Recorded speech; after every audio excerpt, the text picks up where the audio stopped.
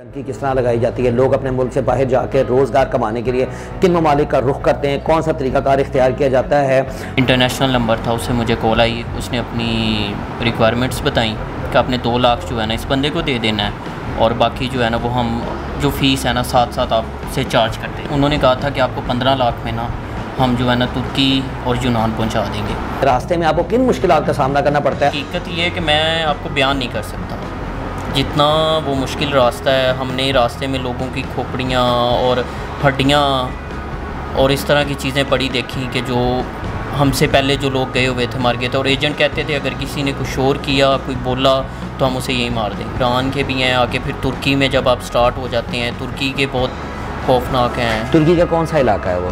कि वो अंदर अंदर जंगलों से और पहाड़ों से लेके जाते। तो कितने दिन पैदल चलना पड़ता है जंगलों में? 4-4, 5-5 दिन, 6-6 दिन, हफ्ता चलना पड़ता है। सब्सक्राइब करें और बेल दबाएं ताकि कोई खबर रह न जाए। अस्सलाम वालेकुम, मैं हूं तारिक महबूब, आपका होस्ट नाज़रीन। आज का शो बहुत मालूमात से भरपूर है। डंकी किस तरह लगाई जाती है, लोग अपने मुल्क से बाहर जाकर रोज़गार कमाने के लिए किन ममालिक का रुख करते हैं, कौन सा तरीकाकार इख्तियार किया जाता है। लोग यूरोप में, कनाडा में, ऑस्ट्रेलिया, अमेरिका जाने के लिए किन किन एजेंट्स का इस्तेमाल करते हैं, एजेंट्स कितने पैसे लेते हैं, रास्ते में आपको किन मुश्किलात का सामना करना पड़ता है। आज आपकी मुलाकात एक विक्टिम से करवाऊंगा, उनसे पूरा हाल अहवाल जानेंगे, क्या क्या मुश्किलात उनको पेश आई। और उसके बाद जब वो पाकिस्तान वापस आए डिपोर्ट होने के बाद, तो उनके साथ यहाँ पर जो FIA ने किया वो भी हम आपके साथ पूरा शेयर करेंगे। मैं बाहर जाना चाह रहा था तो वहाँ पे एक दोस्त है, वो मिला मुझे। उसने कहा कि हम आपको बाहर भिजवा देते हैं। तो उसके भाई और पहले भी 2 बाहर गए हुए। उसने एक एजेंट था, उससे मेरा कॉन्टैक्ट करवाया। इंटरनेशनल नंबर था, उससे मुझे कॉल आई, उसने अपनी रिक्वायरमेंट्स बताई कि आपने 2 लाख जो है ना इस बंदे को दे देना है और बाकी जो है ना वो हम जो फ़ीस है ना साथ साथ आपसे चार्ज करते हैं। टोटल कितनी फ़ीस थी? टोटल उन्होंने कहा था कि आपको 15 लाख में ना हम जो है ना तुर्की और यूनान पहुंचा देंगे। 2 हफ्ते में तुर्की और उसके बाद अगले 2 हफ्ते में यूनान पहुंचा देंगे। तो उसके बाद फिर तो यूनान से आगे उन्होंने कहा कि हम कोशिश करेंगे कि यूनान में आपका जो वीज़ा वगैरह अप्लाई करके तो वहाँ आप सेटल्ड हो जाएँ। तो यूनान जो है वो उसमें क्या फ़ायदा होता है जाने का? उसमें ये था कि वो कह रहे थे कि वहाँ इनकम सोर्सेज अच्छे हैं, आपको पैसे ज़्यादा मिलेंगे पर डे के। यूरोप में आ जाता है यूनान? यूरोप में आ जाता है। अच्छा, ये तो तुर्की से यूनान जो है, यानी कि बेसिकली आप यूनान के लिए यहाँ से जाते हैं? यूनान के लिए। यूनान से आगे जर्मनी, इटली, स्पेन वगैरह? बिल्कुल, जब ईज़िली आपके लिए आगे फिर रास्ते खुल जाते हैं, जब आपका वीज़ा वगैरह लग जाता है, यहाँ उधर आप असाइलम हो जाते हैं। क्या किस तरह, यानी कि वहाँ जाके आप असाइलम जो लेते हैं, तो असाइलम में आप क्या अप्लाई करते हैं? असाइलम के वो कहता था एजेंट कि वो हम सब खुद ही करेंगे, आपने बस जो है ना किस बेस पे अप्लाई करेगा कि आपकी जान और ख़तरा है या पाकिस्तान में कोई आपको पॉलिटिकल कोई गारंटी नहीं देते थे। वो कहते थे कि हम जो है ना वहाँ जाके हमारे एजेंट हैं, आपने उनसे मिलना है तो वही आपका सारा काम। अच्छा, 15 लाख रुपए में आपकी टिकट? नहीं, टिकट कोई नहीं थी, सिर्फ ये है कि उनको देना था, बाकी जो खर्चा था वो हमारा था। यानी कि उसके अलावा जो टिकट लगनी है तुर्की की और वो सारा, यानी कि उसने आपका तुर्की का वीज़ा निकाल के आपको देना है, तो बाय एयर आपने तुर्की जाना है? नहीं, डंकी लगा के। वो किस तरह से होती है? वो होता ये है कि मुख्तलिफ लोगों का ग्रुप होता है, पहले उनको यहाँ से बलूचिस्तान लेके जाया जाता है, फिर वहाँ से। किस तरह बलूचिस्तान किस तरह जाते हैं? बलूचिस्तान बस वगैरह पे। यानी कि यहाँ से आप जाते हैं लाहौर से कराची, कराची से कोयटा, कोयटा से बलूचिस्तान बस के ऊपर जाते हैं। तो वो खाना पीना रास्ते में और रिहाइश वो सब कुछ अपना है? वो भी आपका है? वो भी अपना है। यानी कि जेब में आपने पैसे कितने साल लेकर जाने हैं? कम से कम कोई आपके पास 50-60 हज़ार 1 लाख होना चाहिए जब तक आप पाकिस्तान के अंदर हैं। पाकिस्तान के अंदर हैं और उसके बाद उससे बाहर? उसके बाद फिर उस हिसाब से जो करेंसी है वहाँ के उस हिसाब से। अच्छा, यहाँ से बलूचिस्तान चले गए? बलूचिस्तान चले गए। पहले तो हमें कहा गया कि गुजरात जो है ना यहाँ इकट्ठे होना है आपने, तकरीबन 30 लोगों का ग्रुप था। तो वहाँ से फिर हम कराची गए, कराची से हम आगे कोयटा, कोयटा से फिर बलूचिस्तान, बलूचिस्तान से फिर हमें जो है ना बस के जो है ना नीचे वो खाने बने होते हैं, उनके अंदर एक खाने के अंदर 6-6, 7-7 लोग जो हैं वो घुसा के तो ईरान बॉर्डर हमें क्रॉस तो वो चेक नहीं करते बस को? करते हैं, लेकिन उनके ज़्यादातर जो लोग हैं ना उनके साथ वो आगे सेटिंग होती है। वो बस के अंदर जो साइड पे खाना होता है जहाँ पे वो सामान, तो उसमें कोई खतरा, गर्मी, पसीना, बहुत मुश्किल होता है, बहुत मुश्किल। तो 6-6 लड़के उसके अंदर वहाँ तो 2 लोग। तो वो किस तरह लेटते, किस तरह नीचे गद्दा बिछा के? नहीं, बिल्कुल ऐसे ही आपने लेटना है। अच्छा, अगर गद्दा बिछा देंगे तो लोगों की स्पेस कम हो जाएगी। अच्छा, यानी कि बलूचिस्तान बेसिकली ये तो पाकिस्तान से ईरान भी जो आपने जाना है वो ईरान बगैर वीज़े के लेके जाते हैं? वीज़े के लेके जाना। ठीक है, वो वहाँ पे उनकी ईरानियों के साथ सेटिंग है और उन्होंने आपको ईरान पार करा दिया। उसके बाद फिर आगे हमें एक हफ़्ता वहाँ रखा। फिर हकीकत ये है कि मैं आपको बयान नहीं कर सकता जितना वो मुश्किल रास्ता है। हमने रास्ते में लोगों की खोपड़ियाँ और हड्डियाँ और इस तरह की चीज़ें पड़ी देखी कि जो हमसे पहले जो लोग गए हुए थे मार गए थे। और एजेंट कहते थे अगर किसी ने कुछ शोर किया, कोई बोला, तो हम उसे यही मार देंगे। नहीं, वो एजेंट कौन होते हैं? पाकिस्तानी होते हैं, ईरानी होते हैं, काले होते हैं, नाइजीरियन होते हैं, कौन होते हैं? काले भी होते हैं और उसके अलावा कुछ ईरानी भी हैं। तो होता ये है कि वो जैसे जैसे आप बॉर्डर क्रॉस करते जाते हैं ना, पिछली टीम वहीं रह जाती है, आगे उनकी नई टीम होती है। बहुत खौफनाक जंगल हैं, ईरान के भी हैं। आगे फिर तुर्की में जब आप स्टार्ट हो जाते हैं, तुर्की के बहुत खौफनाक हैं। तुर्की का कौन सा इलाका है वो? तुर्की का इलाका तो मुझे आइडिया नहीं है, लेकिन ये है कि वो अंदर अंदर जंगलों से और पहाड़ों से लेके जाते हैं। तो कितने दिन पैदल चलना पड़ता है जंगलों में? 4-4, 5-5 दिन, 6-6 दिन, हफ्ता चलना पड़ता है। वॉशरूम जाना है, खाना है, पीना है, कपड़े बदलने हैं। 2-2 दिन तो भूखे रहना पड़ता है। और कपड़े आपने कहीं कोई स्टे मिला है, आपके पास कपड़े हैं तो चेंज कर लिए, नहीं तो 2-2 हफ्ते तो कपड़े भी नहीं चेंज करते। अच्छा, तो सामान कितना साल लेकर जाते हैं? सामान तो आपके पास कुछ भी नहीं। जब आपने ईरान बॉर्डर क्रॉस करना है उससे पहले आपकी तलाशी ली जाती है और आपके जितने डॉक्यूमेंट्स आपके पास जो कुछ है सब ले लिया जाता है। तो वो डॉक्यूमेंट्स को वो लोग क्या करते हैं? वो फाड़ देते हैं या फेंक देते हैं। तो वो अगर आप डिग्रियां साल लेकर जा रहे हैं पढ़ने वाली, तो वो सब जाया? सब जाया। पहली बात है कि वो पहले बता देते हैं कि आपने कोई डॉक्यूमेंट्स अपना साथ नहीं रखना। तो कपड़े 1-2 बैग, एक बैग जो है आप कैरी कर सकते हैं इजीली, वो लेके। तो खाना वगैरह उसमें रखा हो तो वो भी निकाल लेते हैं? वो भी निकाल लेते हैं। वो जो आगे ईरान के बॉर्डर जब आप क्रॉस करते हैं ना, तो उस टाइम वहाँ के जो एजेंट है वो आपसे सब छीन लेते हैं, कपड़े तक छीन लेते हैं। तो वो वहाँ जाके आप लोग अपने लिए कोई एहतजाज नहीं कर सकते कि यार मैं फंस गया हूँ, मुझे बचाओ? या बंदा कोई पुलिस में कह देता है कि मुझे बचा लो, ये लोग मेरे साथ लूट लिया? या नहीं, ऐसा कभी भी नहीं। अगर ऐसा करेंगे एजेंट आपको मार देते हैं। अच्छा, वहीं पे वो आपको ख़त्म कर देते हैं। अच्छा, उसके बाद आप तुर्की चले गए। तुर्की में कोई पुलिस, कोई तलाशी, कोई सिक्योरिटी, कुछ भी नहीं है वहाँ पे? उनको ऐसे ऐसे रास्ते पता हैं कि आइडिया भी नहीं, आम इंसान की सोच में भी नहीं है वो चीज़ें। अच्छा, लेकिन वो बहुत ख़तरनाक और हौलनाक। कुछ लोग तो जो ईरान तक गए थे वो दम मतलब कि हिम्मत हार के वो वापस आ गए थे।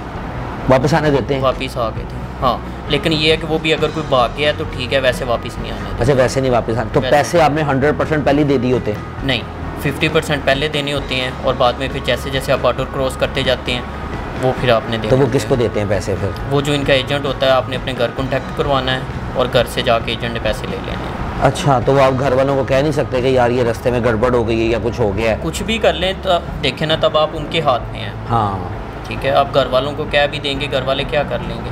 अगर आप मुज़ाहमत करेंगे तो आपको मार देंगे। 2 हफ्ते गुजरे तो मुझे पुलिस ने पकड़ लिया। फिर मुझे वो कैंप ले गए, 1 महीना कैंप रखा और वहाँ से फिर मुझे उन्होंने डिपोर्ट किया था पाकिस्तान। अच्छा, यहाँ पर जब आप आए तो फिर इसके बाद क्या हुआ? फिर इसके बाद तारिक भाई तौबा की थी कि कभी भी ऐसे नहीं जाना इलीगल तरीके से। ये समझें कि आप के 99% चांसेस जो है ना वो मौत के होते हैं और 1% ज़िंदगी का होता है। नहीं, जब आप पाकिस्तान आए तो यहाँ पर आपके साथ क्या रवैया था? अच्छा रवैया था। FIA वाले जो हैं उनके पास ले गए थे।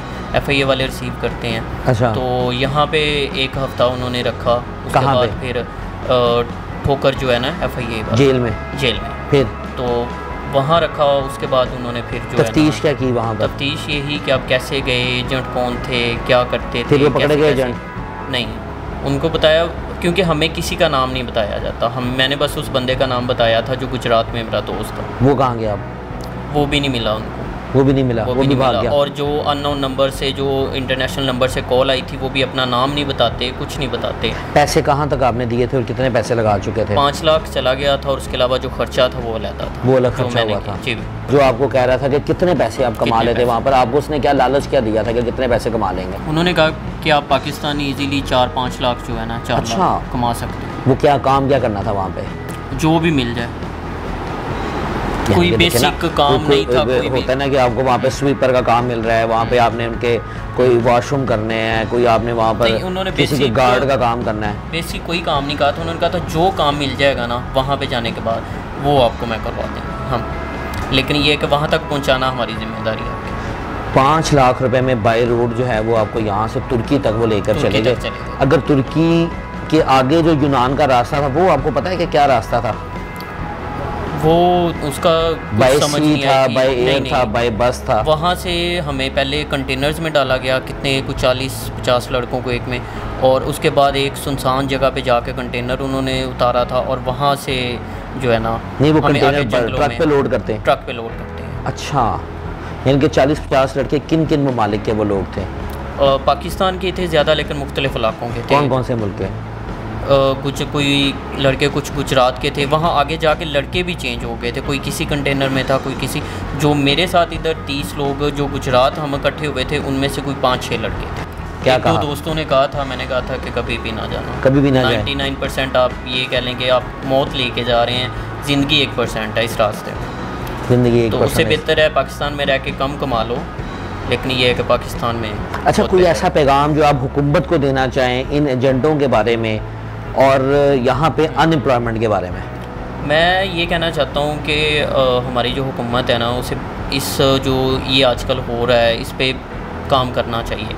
जो इस तरह के एजेंट्स हैं, फेक लोग हैं, उनको पकड़ना चाहिए और उनको सज़ा देनी चाहिए। और उसके अलावा पाकिस्तान में जब रोज़गार बेहतर होगा ना, तो किसी का भी बाहर जाने को दिल नहीं करेगा। यानी कि पाकिस्तान में आप ये समझते हैं कि हमारी को तालीम में कमी है, कोई एजुकेशन महंगी है? एजुकेशन में भी कमी है, एजुकेशन महंगी भी है, और अगर कोई वेल क्वालिफाइड बंदा है तो उसके लिए उसके पास जॉब नहीं है। नहीं, आप ये समझते हैं कि यहाँ पे अगर पाकिस्तान में कोई तालीम का निज़ाम अगर बेहतर कर दिया जाए तो क्या आपको लगता है कि उससे कुछ? लेकिन उसके लिए तारिक भाई देखिए, आगे जॉब्स भी तो अवेलेबल होनी चाहिए ना। हाँ हाँ, एक बंदा ग्रेजुएट है, ठीक है, अच्छा पढ़ा लिखा है, लेकिन तालीम महंगी है यहाँ पे? आपको लगता है कि महंगी है या मुश्किल है, या अच्छी तालीम यहाँ पे मुश्किल? अच्छी तालीम जो है ना वो महंगी है। कितनी महंगी है वो? बहुत महंगी है, जो एक लेबर पर्सन है ना वो अफोर्ड नहीं कर सकता। फ़र्ज़ करें अगर आप FSC आपने की, अगर आप BSc करना चाहें तो कितना आपको पैसे चाहिए उसके लिए? मिनिमम 10 लाख तो चाहिए होगा। 10 लाख रुपये BSc करने के लिए चाहिए। तो अगर वो उसमें डिग्री, आपने डेली आना जाना, एक्सपेंस और बुक्स और सारे ओवरऑल खर्चे, मिनिमम आपको 15 लाख चाहिए होगा। वैसे एक सेमेस्टर की क्या फ़ीस है? तकरीबन 8 लाख। 8 लाख रुपए उसकी फ़ीस है इस वक्त। 80,000 तकरीबन। 80,000 रुपया एक सेमेस्टर की फ़ीस है। तो वो उसके अंदर आपके तकरीबन 8 सेमेस्टर आ जाते हैं। बिल्कुल ऐसे ही है। तो वो आपका तकरीबन 6.5-7 लाख रुपए आपका वो खर्चा उसके अंदर बन जाता है।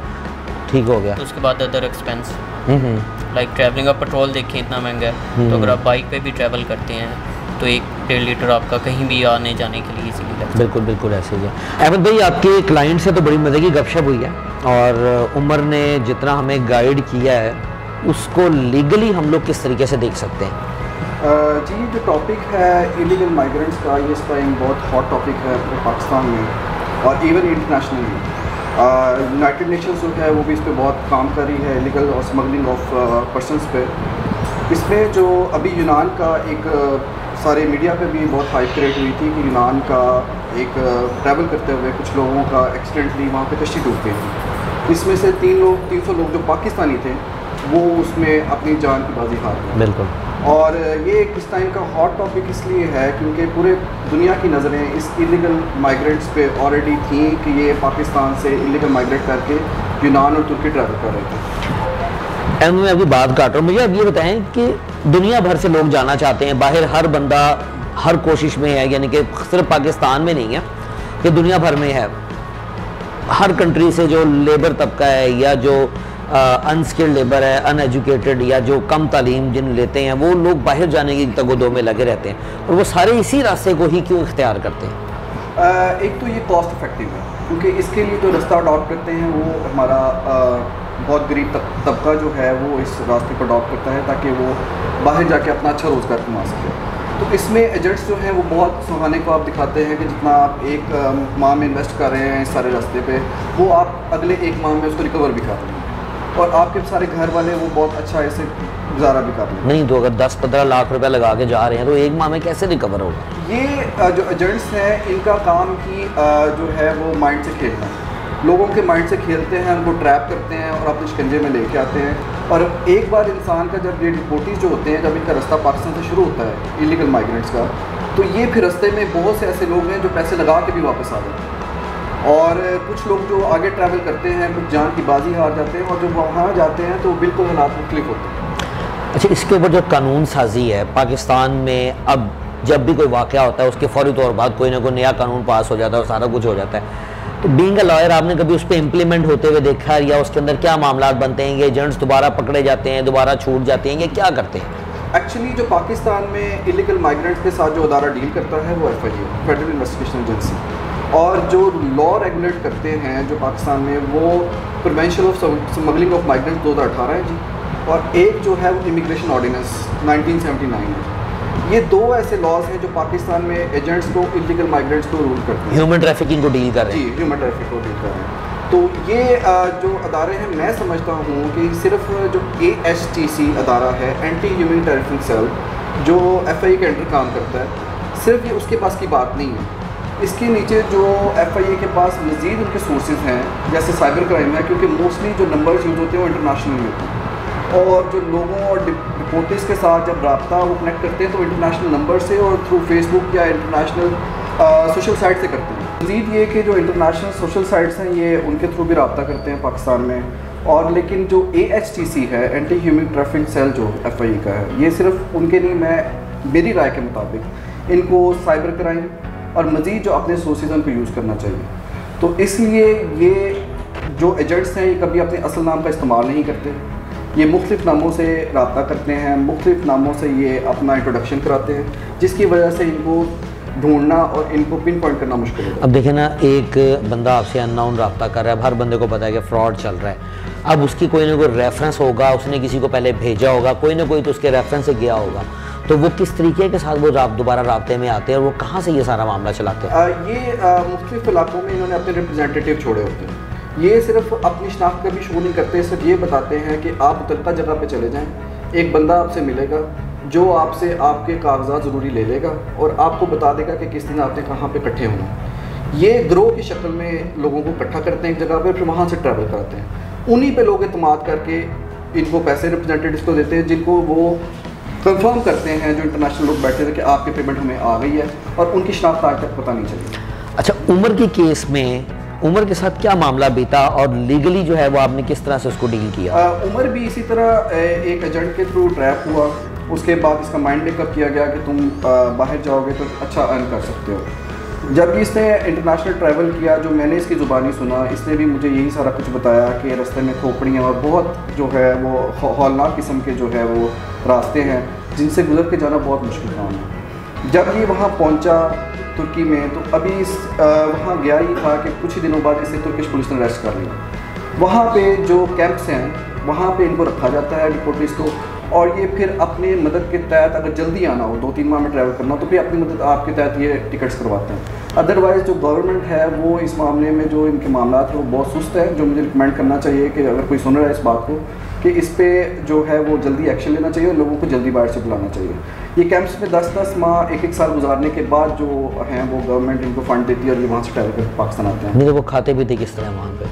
वो जो कैंप्स में वहाँ लोग रहते हैं वो वहाँ पे खुद से जो तुर्किश पुलिस है या वहाँ के जो अदारे हैं वो बड़ा अच्छा इनको फ़ंड करते हैं। इवन UN के साथ जो इनके एग्रीमेंट साइन हुए हैं इलीगल माइग्रेंट्स पे, उन्होंने इनको एज अ विक्टिम डिक्लेयर किया हुआ। वो समझते हैं कि ये विक्टिम्स हैं, इनको ट्रैप किया जाता है, सुहाने ख्वाब दिखाए जाते हैं, तो इस वजह से वो इनको वहाँ पे बड़ा अच्छा होस्ट करते हैं और सब कुछ इनको वहाँ पे रखते हैं। वहाँ पर तो चला एक नरमी वाला मामला बन जाता है, लेकिन यहाँ पर आने के बाद उनके साथ क्या मामला आता है? कोई भी बंदा पाकिस्तान जब आता है बाहर से, तो इवन अगर वो इलीगली गया होगा, ज़ाहिर बात है वो लीगली ट्रैवल नहीं करता, तो उसके पास कोई भी डॉक्यूमेंट अपने साथ मौजूद नहीं होता। तो जब उसने पाकिस्तान आना होता है तो इनको एक एमरजेंसी पासपोर्ट इशू करता है कोई भी गवर्नमेंट जहाँ से डिपोर्ट होना होता है, जब इनके पास कोई लीगल डॉक्यूमेंट मौजूद ना हो।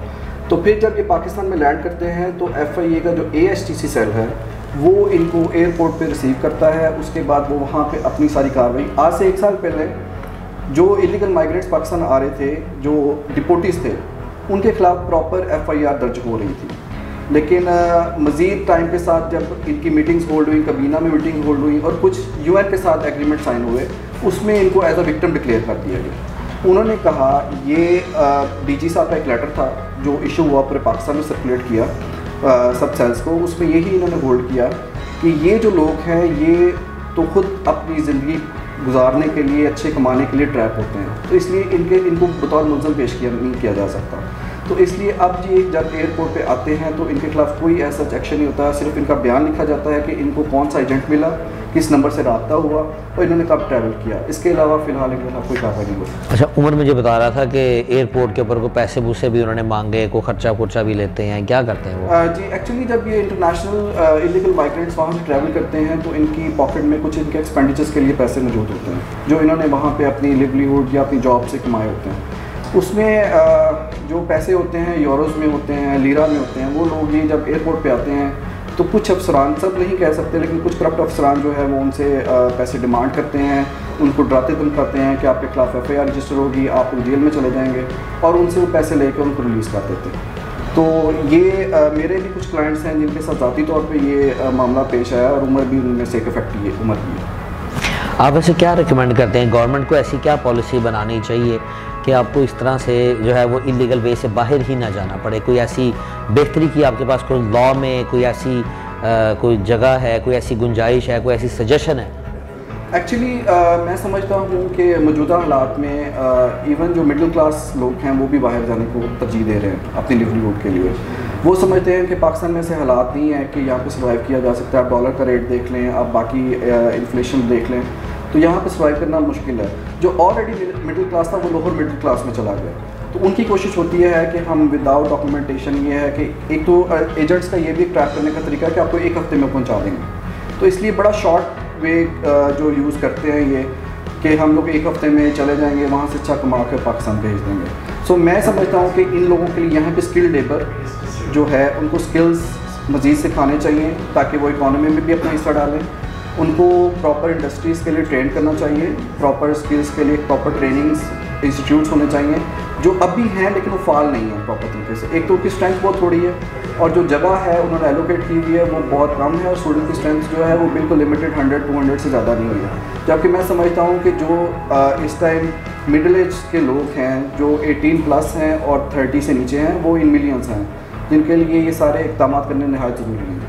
यानी कि आप ये बेहतर समझते हैं कि यहाँ गवर्नमेंट अगर जो लेबर जो है यानी कि जो स्टूडेंट्स हैं अगर उनके लिए कुछ स्किल्ड का इंतमाम कर दे, उनको स्किल्ड की ट्रेनिंग दी जाए, उनमें कोई जो है वो स्किल एजुकेशन उनको दी जाए तो वो उससे अपने रोज़गार को भी बेहतर कर सकते हैं। और उसके अलावा अगर वो बाहर भी जाना चाहें तो उनके लिए वीज़े के मौके भी बनते हैं। जी वीज़े के मौके तो जो कंट्री है जहाँ पे आप ट्रैवल करना चाह रहे हैं ये उनकी अपनी पॉलिसीज़ हैं कि वो कभी उसमें नरमी इख्तियार करती हैं, कभी उसमें सख्ती कर देती हैं, जिसकी वजह से हमारे यहाँ जो लोग हैं उनके लिए ट्रैवल कभी कभार करना बहुत मुश्किल हो जाता है। जिसकी वजह से हर बंदे का ख्वाब होता है कि मैं जो है वो अब्रॉड जाऊँ और जाके वहाँ से जाके कुछ अर्न करूँ और पाकिस्तान भेजूँ। ताकि मोस्टली जो इसमें फैक्ट्रीज़ हैं उसमें एक और चीज़ बड़ी देखने को आई है कि जो मोस्टली घर के जो एल्डेस्ट बच्चे होते हैं वो ट्रैवल करते हैं मोस्टली बाहर क्योंकि उन पर जिम्मेदारियाँ होती हैं छोटे बच्चों के लिए, फैमिलीज़ के लिए। सो उनकी कोशिश होती है कि हम बाहर जाके सारे मामला करें। अगर मैं समझता हूँ कि जो लोग बाहर से आते हैं जो जिनके साथ मेरा काफ़ी बार बातचीत भी हुई है डिपोटीज़ के साथ, वो बहुत अच्छे और स्किल्ड बच्चे हैं। अगर हम उनको मज़ीद ट्रेनिंग दी जाए वो पाकिस्तान के लिए बहुत अच्छा रोल प्ले कर सकते हैं। सो मैं चाहता हूँ या हमें जो गवर्नमेंट है उसको ये चाहिए कि जो हमारी इंडस्ट्री है उसको फाल किया जाए, उसको एक्सपेंड किया जाए। यहाँ पे बहुत टैलेंट है, हम उसको बहुत अच्छा यूटिलाइज़ कर सकते हैं। बहुत शुक्रिया अहमद भाई आपका। नाज़रीन, आज की सारी डिस्कशन के अंदर हमने उमर भाई जो कि फैक्ट्री हैं, जो कि एक एजेंट की बातों में आके उसको पैसे दे के बाहर गए और उसके बाद जब वो पाकिस्तान में आए फिर जो उनका यहाँ पर FIA में केस चला वो अहमद भाई ने वो लड़ा बड़े अच्छे तरीके से। और ये सारी डिस्कशन जो है वो हमने आपके सामने रखी और आप लोगों के लिए एक बहुत बड़ा पैगाम है कि जो लोग एजेंट्स के ज़रिए बाहर जाने की कोशिश करते हैं, वहाँ रास्ते में उनकी डेथ हो जाती है या वो वहाँ जाके पकड़े जाते हैं और फिर यहाँ पर दोबारा उनको डिपोर्ट करता है, वो सारी ज़िंदगी दोबारा बाहर नहीं जा सकते क्योंकि उनके पासपोर्ट के ऊपर उनके ऊपर जो स्टैम्प लग जाती है। ये उनके लिए बहुत ही ज़्यादा आगे आने वाले दिनों में, क्योंकि ज़ाहिर बात है कि आज वो जा रहे हैं, कल उन्होंने फिर दोबारा 5 साल 10 साल बाद कोई अच्छी तालीम हासिल करके अच्छा स्किल लेके अगर बाहर जाना चाहें तो उनके लिए काफ़ी मुश्किल आ जाती है। बहुत सा न्यूज़ है आज की जितनी भी सारी गुफ्तगू है। उम्मीद है कि आपको आज का हमारा शो पसंद आया होगा। अगर आपको हमारा शो पसंद आया कमेंट्स में जाके अपनी राय का इज़हार करें। अपने होस्ट तारिक महबूब को इजाज़त दीजिए। अल्लाह निगहबान। सब्सक्राइब करें और बेल दबाएं ताकि कोई खबर रह न जाए।